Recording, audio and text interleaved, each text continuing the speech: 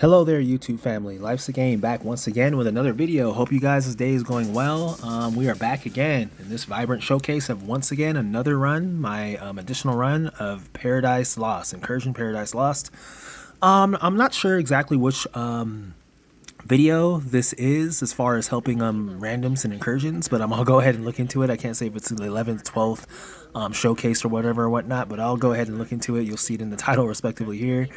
But yeah, we're going ahead. We're getting back into some incursions where I'm going ahead helping some random agents. There's a random agent that asked for some help. I believe Ardahan boy, I believe that's his name. I'm kind of just trying to look in the right bottom corner of my screen, the name. Ardahan boy. He was the agent that was looking for he was saying that he wanted like help with the run. So I was like, okay. I got some other random agents. H Madsen. He's one of my teammates that I've had before. So like I just offered him. I noticed he was on. It's kind of early in the morning for me right now. At the time I did this, and then he was on. So I said, why not join? It was hard to find a group. And we got another guy, Exuit. So yeah, just go ahead and watch this one, guys. I hope you guys enjoy this. Hope you're doing fine. I know it's been some time since I uploaded anything, but I've honestly totally just been on Once Human. That game, I highly, honestly, that game, guys, I highly implore you guys that if you have PCs that can run that, to check that game out, because it has very, very Division-esque like vibes. It's very similar to the Division in terms of the way it plays and the set bonuses and whatnot on certain gear pieces. It's a crazy game and it's open world, so I think that's something you guys should just check out. And that's what I've been busy on mostly, and I'm pretty sure I'll be doing another live stream of that today, possibly too. But just go ahead. I want you guys to just go ahead and just observe this incursions run. Just another run of me helping random agents. If you guys want to be able to join my group, because joining me during a random incursion run, which I don't really run that often a day, I probably run like maybe once, like every like few days, depending. If I have memberships like on it and I need to help agents, but like I said, what I meant by having memberships, meaning if I have agents that join my membership that I have to help out, I'll obviously run it a lot more. But that's why I tell you guys, check my membership out. If this is something that is interesting you and you want the Ouroboros and it's something that you've been thinking about, or any other exotic for that matter, go ahead and check my membership out. It's there. I've created a video on it not too long in the past. If you check my videos, the introduction to it, if you click the join link, you'll see like an introduction video within the join link of exactly what I offer, with additional notes within the description respectively of that, showcasing to you guys whatever else, whatever questions you might have, whatever other questions may arise. I'm pretty sure I answer them in the description. But yeah, you might want to check that out if incursions is something that you guys struggle with, if it's something that anybody here, any one of you guys struggle with, or you find hard, or maybe you've ran it a few times, you just haven't got the Ouroboros and you just want a key agent to run it with, where you can kind of just speed run it for a little bit of some time possibly, or like just go through it and know that you can get guaranteed wins. Go ahead and hit that membership button out, or you need just an agent to play with, or you want the exotics, or you want to get through a legendary mission. I reiterate this a lot just to let you agents know that is available, and I'm not charging $200 to $600 to $700 for an exotic like a lot of these booster sites that I know various agents join. I don't know why they do, but they do. They'll pay those ridiculous amounts when there's YouTubers, Twitch players, there's various players that they can contact, me being one such as myself, that can definitely help you guys acquire any type of gear that you want. I know it's harder like in the bigger like YouTube groups, being able to join like a group and being able to have that time with that specific player to be able to get the exotics, but with me you'll be able to do that individually and whatnot. Just go ahead, if that sounds like anything that you're respectively interested in, go ahead and check out my membership. I highly implore you to do so. So back to the mission, we're running incursions again. I'm kind of running with the capacitor, and I believe the memento backpack with this one, with my stinger hive and assault drone. Just doing it normal, just trying to get it done. We having just a high DPS build. Obviously the hive works, if you guys have been noticing, as you guys have honestly been noticing. I've been using the hive a lot in a lot of my different videos, and if you look at a lot of my videos in the past, I never really incorporated the hive into any of them. Like I said, the hive is a new skill for me. I haven't really been using it much, but the way I use it now, it's really a lethal new build, and it's going to be definitely a huge veteran skill of mine that I use all the time. A very normality one that I get used to because it's very lethal. And I highly implore any of you guys, agents out there that are having trouble completing any elite content in this game, to invest in the Stinger Hive and definitely see like the capabilities of what it can bring. Even if not tier 6, like it's just such a key level of a skill. But this is a tier 6 skill tier build right here, by the way, just to let you guys know. So yeah, mix of strong heavy elite DPS and skills. It's always my specialty of the Division 2. I always love mixing skills and DPS. It's always fun.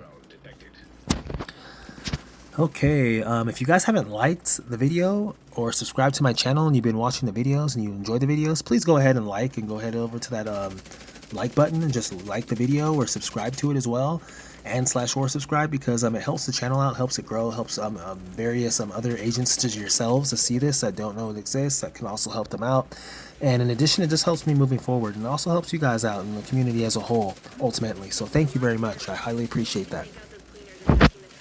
So yeah, what you want to do is you want to kind of sit close. I kind of asked the team, I'm not sure if some of you might have been paying attention to the chat, but I did ask the team whether or not they were ready to I asked them whether or not they were ready to which areas they wanted to run in when they came in here. Like, did they want to go up top? Which area were they comfortable on the tanker? As I stressed again, you do want to get teammates that are knowledgeable. They were knowledgeable of the room, and I said I would take any spot as long as they were comfortable. However, the person kind of pulled the wheel a little quick, and then you kind of don't want to do that, you know. Obviously, when you come in here, you want to all be on the same page. It's something I just stressed, so you might have noticed that, but yeah. But what you want to do is you want to just make sure before you begin this tanker area is that you always talk with all agents and make sure they all know where they're going to be at, where they're going to be positioned respectively. Because once you know that, everybody's on the same page.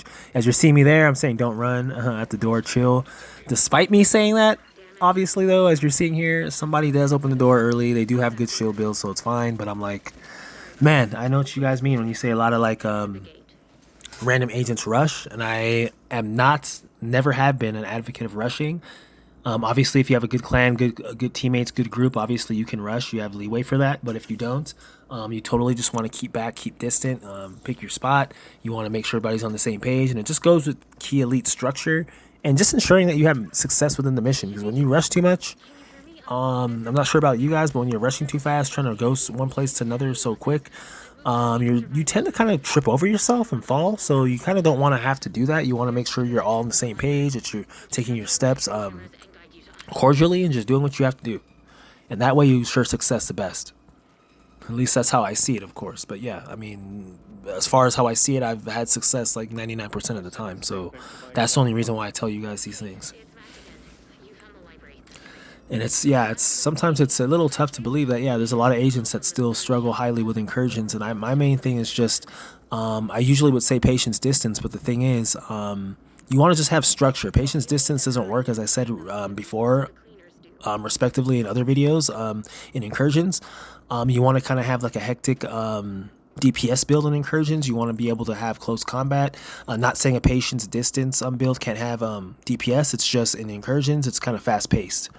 So you kind of want to be just working from up front, just being aware with your team, but you want to be structured in a way as you're not pushing. You can have a elite DPS build and be high octane without pushing and rushing. You can be a high octane steady team, and that's what incursions definitely looks for, and definitely requires in order to get the win. You have to be a high octane good team. Obviously my team here does not have, I don't know if you guys have noticed thus far, you probably haven't noticed yet, but my team here respectively does not have the DPS fully for all phases of this mission. But it does make up with the skill set that I have here and the skill set that I'm sure my other teammate might have.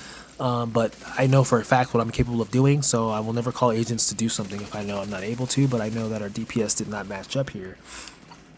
But we were able to still get the job done, as we always can whenever you have, and that's why I stress some key team mechanics and being on the same page, because even when you're lacking in an area, it still ensures mission success. You can still get mission success, so you always want to pay attention to that, guys. You always want to just know that Even if you guys might not have the most DPS, some agents might leave early because of that stuff, and I'm like, that's not a viable reason to leave. You guys can still get the job done, as I showed you guys in a past video before of running a heroic one exotic build with only one exotic on it. At Legendary Roosevelt and still being successful with a random group. So that was just showing that if you utilize the game's key mechanics, core mechanics of builds and whatnot, and knowing what you're doing, you can still get the job done. Despite lacking in certain other areas, you could lack in DPS, but if you're good in defense and you guys are on the same page, you can devise a strategy. You can still get through the game, and that's what separates Division 2 realistically in the Division franchise amongst a lot of other games. Because a lot of other games have a certain like structural way you have to go about things, of doing things. But in the Division 2, you can always mix it up. And there's realistically really is more than one way to reach the goal, as is the truth of life. So that's why I just like the Division 2. It's a great game. It's can't be touched. I mean, I know Once Human, I've been playing that a lot, but I mean, if the Division 2 was like that, it would be game over, obviously. But yeah, I mean, as I said again, guys, check out Once Human. There's a reason I'm saying that. I'm not saying that for no reason. For you guys that have PCs, sadly, it's not on console. But if you have a PC that can run that game and in the right context, you can go ahead and check out my live streams if you want to see that. Check that game out, and I guarantee you, it's a huge Division 2 feel. And at the same time, you get to craft and do all sorts of stuff and do open world travel. So I think it's a cool game to serve in between the time of the new Division 2 DLC, Brooklyn DLC, and respectively Division 3, of course. But yeah, I hope you guys are enjoying your time this far, and you're watching me kind of go around this room right here. These guys were, I want to say noobs, but one of them, I think like a few of my teammates beat this a few times. I believe H. Madsen beat it a few times. A couple times, of course. I know I've teamed up with him in the past before. But I mean, the other two outside of Madsen, I'm not sure how long they've done it. I know Ardahan boy, he asked for help, so I know obviously he hasn't done it, maybe once. Exuit, I'm not sure. He said he was experienced in it, but I'm not sure how experienced they were in it. Yeah. The key thing, despite all that, is that you just want to make sure they know the mechanics, despite the experience or not. This is just showing you guys that this mission can still be done, even if you know little, or not know.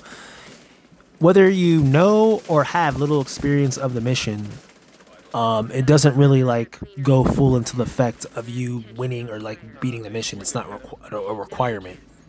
Like, like if you, as long as you have key knowledge of the mission and the mechanics, you'll be good. Your success rate doesn't matter in it, how many times you beat it, your experience. It's just, do you know the mechanics of the mission? That's all I come down to, and I'm like, as long as you say you know the mechanics and you have a build and your build ready to go, we can get it done. Because we can always revert instructions, tell people instructions, devise a plan, and always get it done, as long as everybody's on the same page. So you see me down there saying stays, everybody's on the same page. Usually I could shoot here sometimes, as I told you guys before, at the ground to devise a team or let the team know where to go. But yeah, we're going ahead right there. We're finishing right up. Going around the area.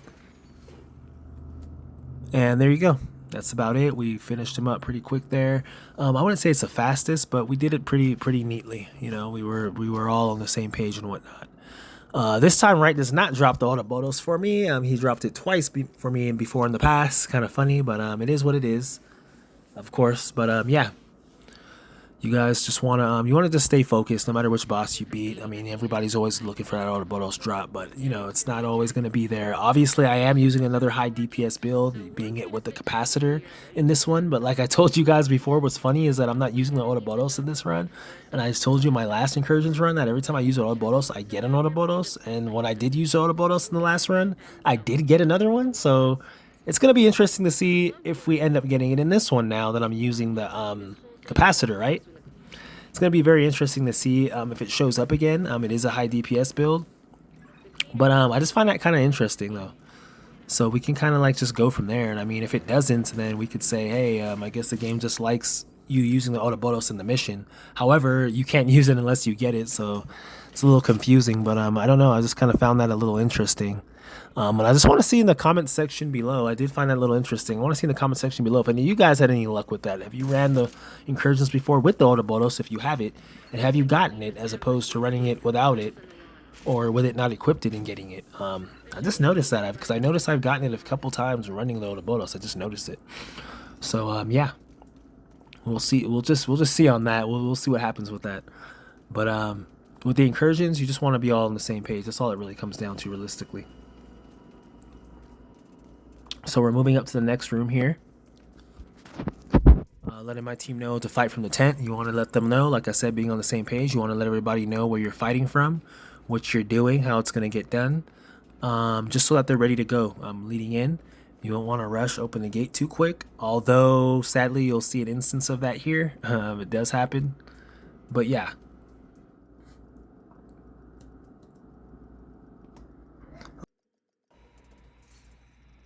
All right, guys. Okay. And now that takes us to the room of the lovebirds. So in this room, you're seeing me switch up my hive right here to the revive hive, just to ensure that I can save my teammates if they go down. I was kind of seeing I have, some trouble here and there. I did have my stinger hive, but just felt the revive hive would be just a little more productive in this fight. Also, if you made it this far, guys, please hit that like, please hit that subscribe button. Thank you very much. Highly appreciate it. Hope you guys are all doing well. Thank you for that, and I just want you to observe this room and everything that's going on. But I highly appreciate the support. Helps my channel grow, helps it reach out to others, as I said before. So thank you. So right here, you're seeing us stay back right here. We're kind of just scouring the area right here. You want to make sure that you stay near the tent, especially as a new or random team. Like, it helps out as far as like having cover from the various enemies, and also the sniper drones. The sniper drones that will be coming very soon that take like a lot of life. They pack quite a punch in their hitting. But you kind of just want to stand back here and fight. And I do know you can run up, but if you have a coordinated team, clan, and whatnot, it's different. Being well geared, as all teammates here definitely were not well geared. So that's what we're kind of working on here. Just working on trying to keep our distance here and still be lethal at the same time. So as I said, keeping distance patience isn't like the biggest thing in Incursion, but here in this room you can definitely practice that as far as from the tent, and you could definitely capitalize and utilize off of that even with the lack of DPS. But it's just very, very, very, very hard having a lack of DPS within this room, respectively, especially within this fight. You want to have as much DPS as you can. I'd usually say 3 DPS 1 healer would be best to go within this room, as it does help. I don't believe that we did have a healer here, though. It can work as long as you know the bomb patterns on the ground. You want to pay close attention to the bombing patterns on the ground. But you just want to be able to have a lot of DPS in order to get these enemies and bosses out of here as fast as you can, because that's the whole name of the game in Incursions, which is why I find it funny that, the Ouroboros is a gun of this mission, because it literally dictates, it literally showcases the whole rigor of the mission, like within the Ouroboros gun itself, with its high burst RPM and whatnot. Like, that's the type of gun you need for this mission in order to succeed. At a smoother rate. The more smoother the DPS is, the higher it is, the more smoother transition will be in this mission.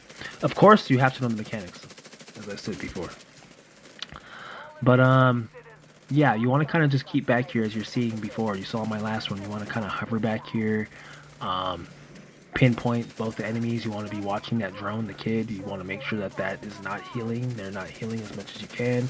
You're going to see in some points within this mission, respectively, where he does I guess end up healing, in close quarters, because our DPS wasn't there fully. But I'm just going to show you how it can still work. As long as you keep team composure and you do all what you have to do, it definitely can still work. So you're seeing us shoot from back here. You're seeing Johnson and Martinez's life clearly nearly identical. We're trying to just get Martinez out of there. And one of the things I was kind of thinking during this mission was whether or not we should take Johnson out first due to our DPS being low. But I was like, you know what, we'll be fine as long as I kind of just focus on the drones, because I did know the drones are going to come.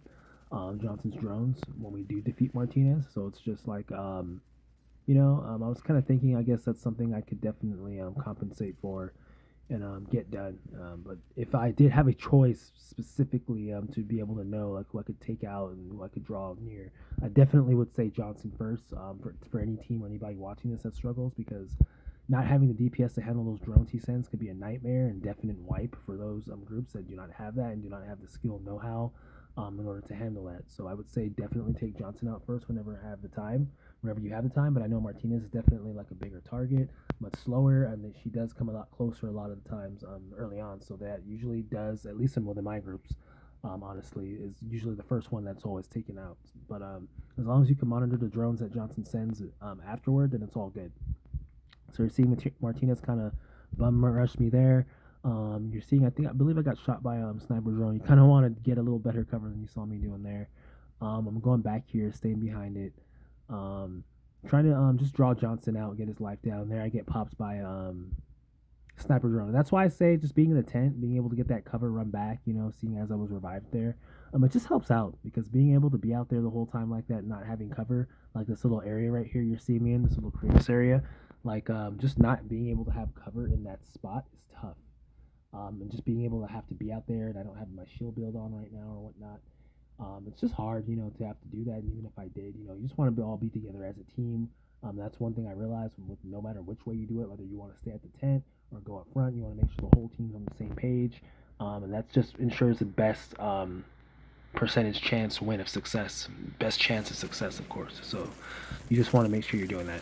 So you're seeing us shoot Johnson here. They're actually both relatively close in life. You're seeing the kid bring back a bit of Johnson's life here. This is where our DPS lack is showing for sure as a team. But we can still get it done. We're focusing our fire back on Martinez. You're seeing nobody's getting flustered. You want to just keep focused. We knew that Martinez is nearly out of there. If we can get that out of there, you want to get the kid out, the drone. Once you start getting the whether it's Martinez or Johnson, once you start getting the life low, the drone's going to want to switch and go to them. And you guys just want to make sure you have the DPS focus on it, so it does not revive, or not revive, but replenish the life of the enemies, the bosses. Thank God, not revive, because that would be crazy if it could do that. But obviously, it cannot do that. It could only replenish the life, and by doing that, it could make it a hassle if you guys aren't on it. So you just always want to be on it. So you're seeing us DPSing Johnson from a distance. We're just keeping patience, notice nobody's running up close. Everybody's keeping where they're at, and that's what you want to do as a team. You want to be structurized. Everybody wants to know what they're doing. Nobody wants to get out of line, do something that's going to jeopardize the team. So you're seeing us take out Johnson here. You want to keep track of these drones here. He's going to send a lot of these drones off, and they can hit pretty hard. If you're not geared well, or if you're just in the plain sight and have no shield, and obviously you're seeing me run with the skill build with no shield. It's a capacitor and the memento backpack, very lethal. It hits, especially with the Stinger Hive, although I switched to the Revive. But for this fight, it's just it's a lethal build, and I just rather have the Revive Hive for this fight, because I just never knew how my teammates would have went down or whatnot. So you're seeing us finish here, guys, and like I said, once again, I'm going to reiterate it. There's a lot of booster sites charging like $300 to $700 prices and whatnot, $300, $500, $200, $100, whatever it might be, dollars for these missions and to get these exotics, whereas I'm not charging anything near that. If you want to go ahead and check my join membership out, if it's something that encourages you or influences you, or pikes your interest as a PC agent, respectively. Unfortunately, PC is the only platform I play on as of right now. It's my main one. So if you're a PC agent and need my help, I can offer you that. If you're a console player and need my help, I could offer you assistance in the form of just, chatting, I can't really play with you in that sense like that. So I say to console players, just observe the videos deeply. But it can't definitely be all that different from the PC version. But if you are a PC player, I am offering assistance. Okay, guys, what you're going to see here right now, we're going to see if I get the Ouroboros, because every time I use the Ouroboros in the past, I've always gotten the gun. But whenever time I use something else, it's always tough. So we're seeing right here, right now, looks like we only have one box. I don't think it's going to be the Ouroboros again. I did use a DPS capacitor, and it seems like it will not be the Ouroboros. I don't think it will be. Okay, we got the memento. Okay, no problem. But like I said, I guess that kind of goes into our experiment. And so the last time I ran this, I used Ouroboros, and they gave me another one. So I guess it's just very, very high burst DPS builds. I was using capacitor, but that does not mean that if you don't have it, don't use high DPS. Keep using high DPS. That's how I've gotten it in the past. You have to get the gun, obviously. But thank you guys for watching. Life's a game. Hope you guys enjoyed this video. No Ouroboros this time for me. I've gotten a few of them. But thank you guys. Please like, subscribe, and thank you. Highly appreciate it. Got to get that selfie. Thank you guys. Have a good day. Peace, peace.